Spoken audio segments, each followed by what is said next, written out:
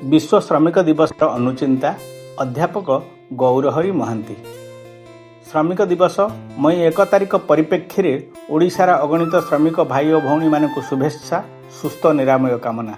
आज दिन में कल कारखाना कार्यरत अर्धाधिक आमे ओडिया श्रमिकर निरापत्ता, कार्य परिसर में परिवेशगत सुस्थता, कार्यरत समय निर्घंट परिस्थिति प्रति तुंड खोलिले चाकरी हराइबार चिंता, श्रमिकर मौलिक ज्ञान, कुशली, अर्धकुशली, उच्च कुशलीर सरकारी वेतन निर्धारण कंपानी कार्यकारितार चक्रव्यूहरे, श्रमिकर EPF, ESI, time period, over time, bonus, monthly holidays, service provider agency माध्यम आदि सरकारी सठिक तनखी प्रति आज प्रश्नबाजी।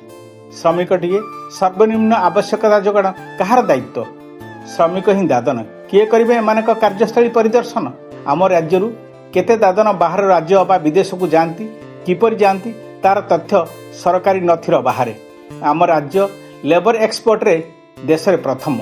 आम श्रमिक मानक पाई माइग्रांट लेबर बोर्ड अबा इमिग्रेशन फोरम गठन आज आवश्यकता। देश स्वाधीनतार शतवार्षिकी पालन द्वारा देश में पहुंचवा बेले दादन चालन समस्या आमर विडंबना विसंवाद।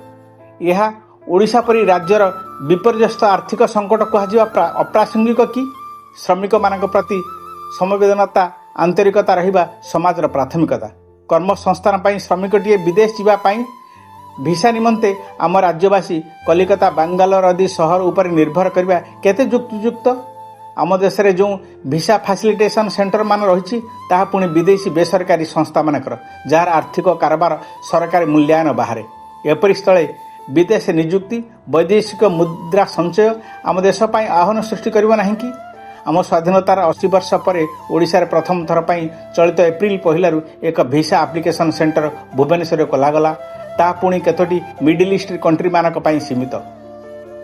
पृथ्वीर सबु देश में ओडिशार श्रमिक, यह आम राज्यर श्रमिक मानक प्रति अवहेला और वैमात्रिक परिचयक नुहे कि?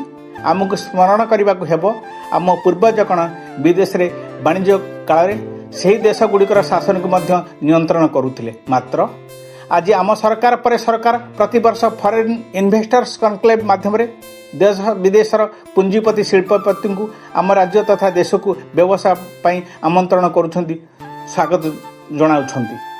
दिन थिला विदेशी बणिक माने व्यवसाय आड़े आमको शासन कले, शोषण लुंठन कले, आमको कृतदास सजाइले।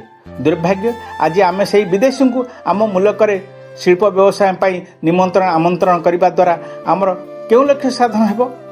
प्रकारांतरे आमको शासन करने को से विदेश को आम सादर अभ्यर्थना जनाऊना कि? यही आज आम स्वाधीन भारत नग्न चित्र।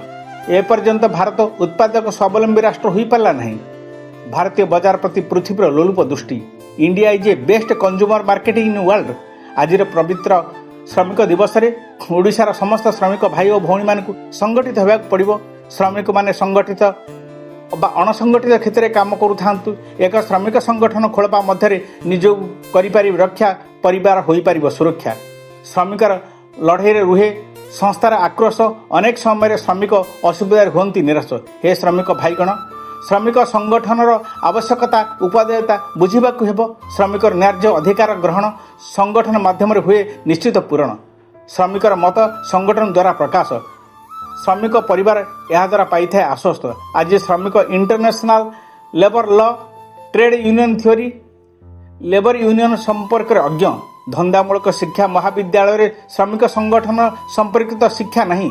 आज श्रमिक मानक नेतृत्व शिक्षार घोर अभाव। कारण श्रमिकर छात्र समर शिक्षा नेतृत्व संभव। छात्र सांगठनिक दक्षता छात्र संसद निर्वाचन माध्यम आसे। आज महाविद्यालय छात्र संसद निर्वाचन हेउना, जार फलस्वरूप सांगठनिक नेतृत्वर अभाव।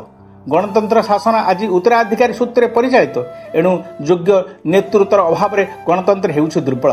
श्रमिकर स्वार्थ आज उपेक्षित। समाज रे श्रमिक आज लांछित। हे मोर प्रिय श्रमिक भाई और भौणीगण, आज पवित्र श्रमिक दिवस रे श्रमिक संगठन आमर श्रेय हो, ध्येय हो। संगठित श्रमिक सफल नागरिक। संगठन श्रमिकर आत्मा, श्रमिकर वीरता। संगठन श्रमिकर संबल, संगठन श्रमिकर एकतार मनोबल। श्रमिक संगठन माध्यम समन्वय एकता श्रमिकर श्रेय हो, ध्येय हो। हे श्रमिक भाई और भौणीगण, सजग हुओ, सतर्क रुह। आज विभ्रांतिकर मीडिया तथा आर्टिफिशियल जुगरे तुमको संयत रहा हेब, धैर्य व्रत ग्रहण करने पड़ो।